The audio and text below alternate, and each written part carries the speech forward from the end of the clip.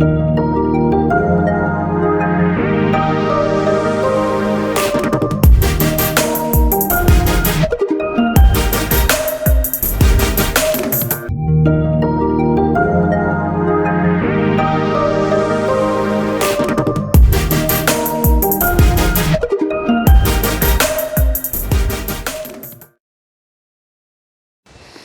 and welcome to another episode of Tiva Drive, and this week we have again with us the revised and improved 2026 BMW iX60 Xdrive. As you remember, last time around we test drove the 50, which used to be the base, then the 40 arrived as a base after that.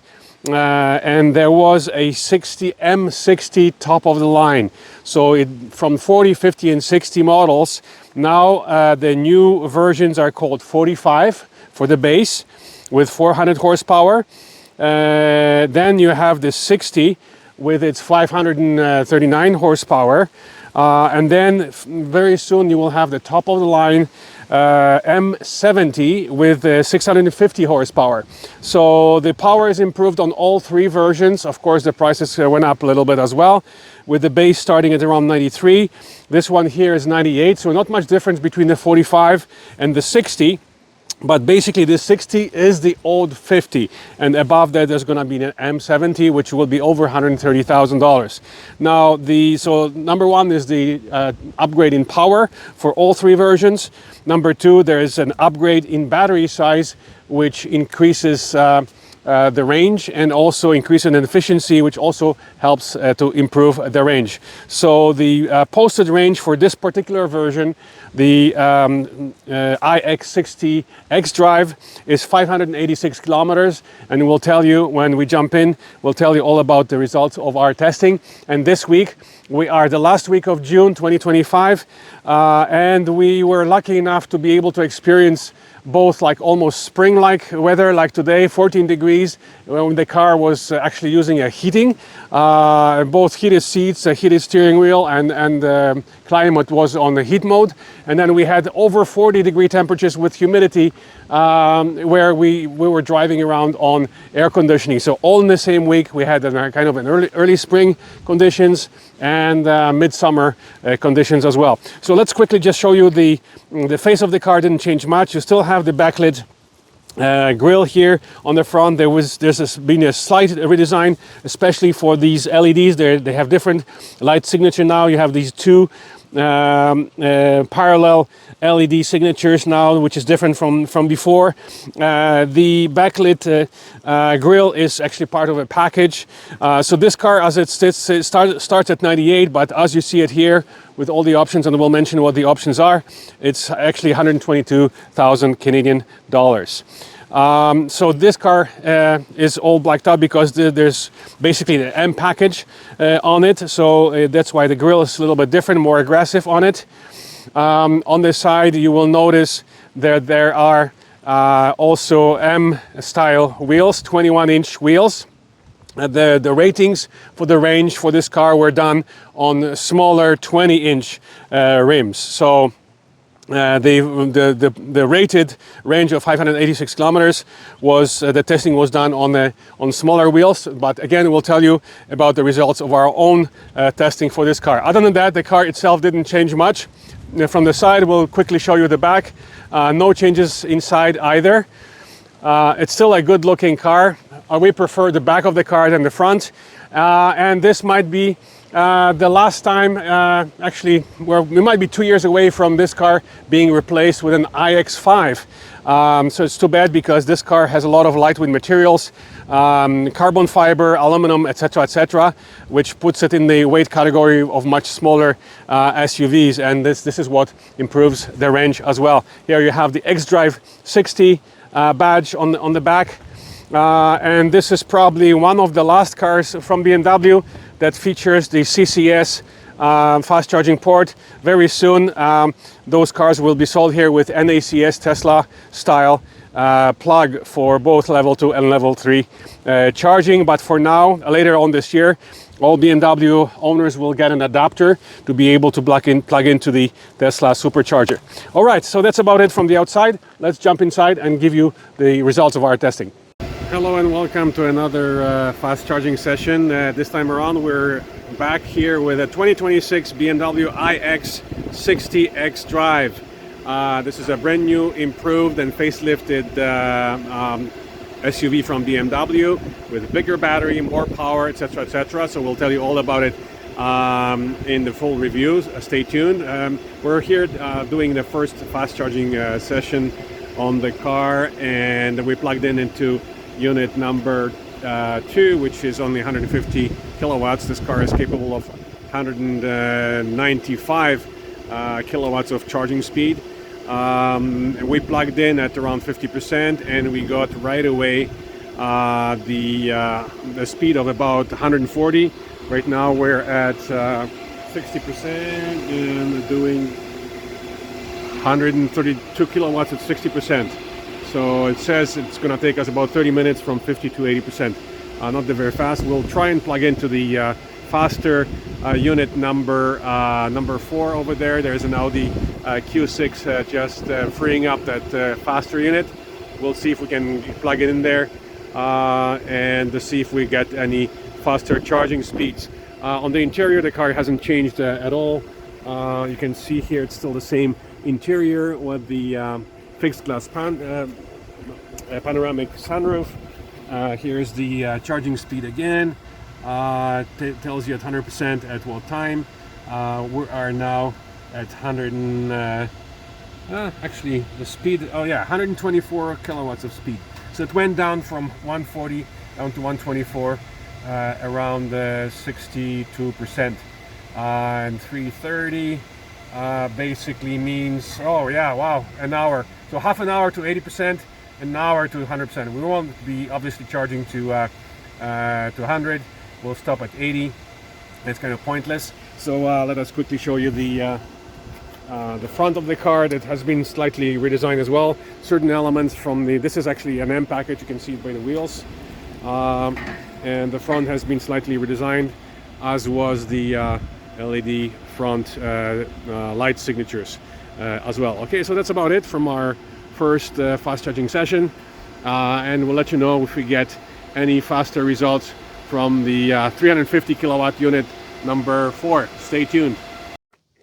Okay, so here we are inside the much improved 2026 BMW iX60 Xdrive. So the 60 used to be an M top of the line model. Now the 60 is just an Xdrive. Basically the 60 is the old 50 with 20 more horsepower. So we're now up to 538 horsepower, almost 540, and 5 kilowatt hours larger battery. So now we have 110 kilowatt hours net usable available on this car, which with the posted range or rated range of 586 kilometers. So let's take you for a quick spin and tell you about the results of our testing. So the way you turn on the car is start-stop button here.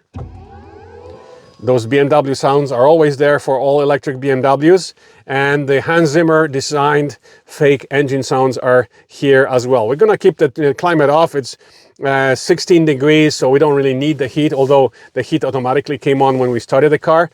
So now we are at almost 100%. Yeah, we're at 100%, and it's showing a range of 669 kilometers without the climate. The moment we turn on the climate, it goes down to 622 kilometers. The most we have seen before it was about 695 kilometers, so almost 700 kilometers on the gasometer, right? Which is not necessarily accurate, but as we go through this video, we'll tell you what our test results were. So again, D and B. So D is the regular creep mode. B is the one pedal driving like with all the other electric BMWs.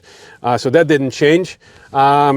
We are now in high mode, high off-road mode, because we're kind of off the beaten path of the asphalt. So we put it in the race suspension. So air suspension is part of an upgrade package, as is the four-wheel steering. It's about 5 degrees, I estimate, that the turning radius of the rear wheels, and it definitely helps with the parking. But again, both the four-wheel steering and the air suspension, adjustable air suspension, are part of some packages, and this car is stuffed with about over 20 grand, almost 25 grand worth of upgrades, as most press cars tend to be upgraded with a lot of these options. So yes, let's take you here for a quick spin in the village by the beautiful Georgian Bay, and tell you, we drove this car about 3-4 times now between Toronto and Georgian Bay.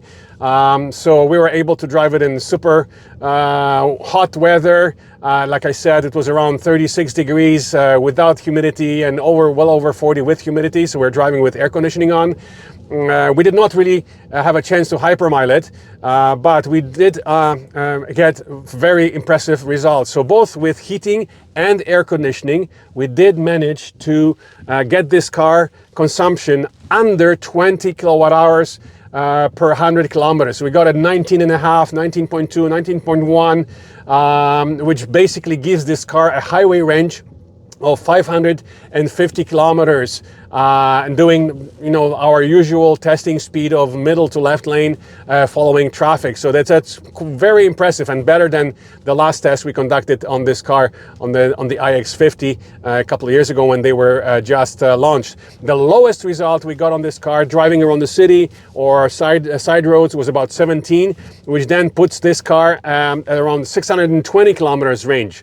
So nowhere near the gasometer estimate of 695, but you know, perhaps by driving more carefully, and it's very difficult to drive this car carefully because the power is very addictive, you know. So we drove it in almost the efficient mode, in sport mode, etc. So of course, to hear the sounds, you have to put it in sport mode. So my modes are here, and then you have all the different modes, and let's put it in sport, and it changes the look, of course, of the and you hear those beautiful Hans Zimmer sounds, which you can, by the way, you can turn off. Another thing that was quite annoying when we got this car was the stereo system. It's a Bowers & Wilkins, it's an amazing surround sound system, but it has the speakers here in the headrest, but it also has like a subwoofer in your back, so you get vibrations in your kidneys. So this is very annoying, and it's very distracting to both the driver and the passengers, so we got rid of it. We turned it off. Okay, so that's basically the best. Is, I'm not sure what the idea behind this was, more effect for sound, but it's really annoying, and it's right there in your back. So the car, of course, comes with heated and cooled seats and massage seats. So let's just try and launch it here. It's kind of a bit of a wet road. We won't do launch with the brake. We'll just launch it from the get-go. So yeah, it's you know, it's not as impressive as the old M60, which had over 600 horsepower, and the new M70 will have 650 horsepower, and it'll be the sub 4-second acceleration with the launch control. So this car here is 4.6 seconds. So it's, you know, nothing spectacular in today's EV world, but it's quick enough for day-to-day driving. And where this car excels is the range. If you drive in efficient on the highway normally, again, 550 kilometer highway range and over 600 kilometers range using the efficient mode without climate, driving side roads and around the city. Okay, so that's about it. We want to keep a few minutes of the video to changes and improvements to the Autopilot, which is called the Assist Plus BMW system, which before had automatic lane change initiated by the indicator stock, but this time around you can do it simply by looking at the rear view mirror. So we'll try and get on the highway shortly and demonstrate this interesting technology. So if you compare it with the Audi SQ6 we just drove didn't have the automatic lane change. What it did have though is when you were on Autopilot, let's put it on Autopilot now, on Assist Plus, So it has auto steer as well, and the Audi was capable of recognizing curves in the streets, turns. It would slow down to the proper speed, automatic speed adjustment to the speed limit, but also it would recognize stop signs, and it would actually physically stop in front of a stop sign. It would not reinitiate all by itself. You would have to initiate it manually, but you can see the BMW does not recognize stop signs, so you have to manually slow down. Okay, so just give us a few minutes. We're gonna hit the highway and demonstrate this new lane change technology. Assist Plus lane change with eye movement testing. Unfortunately, way too many cars on the left lane, way too many cars on the right lane. Hopefully the system will recognize the opportunity and prompt me to change the lane. So let's give it a minute or two for the cars on the left lane to pass, and then we'll try and initiate the lane change with eye movement for you. The car will prompt you to ask you if you want to change lane, hopefully now. Come on. There you go. Looking at the rear view mirror, and the car changes its lane. All hands-free. Isn't it nice? Okay, cool. So that's a big change to the Assist Plus hands-free driving system. Of course, hands-free system is geo-locked to only 400 series highways, divided highways. So before that, you had to initiate the automatic lane change by pressing the indicator stalk. Now we just do it by simply looking at your rear view mirror. And the same thing, changing lanes to the right, it'll prompt you, ask you if you want to change the lanes, which it'll do probably momentarily, and then all I have to do will be look at the right view mirror, and the car will change the lane all by itself. Let's see if it works again. Okay, come on, let's do it. Looking at the right view mirror, and the car is changing its lane. Cool. Thank you for watching. See you at the next review.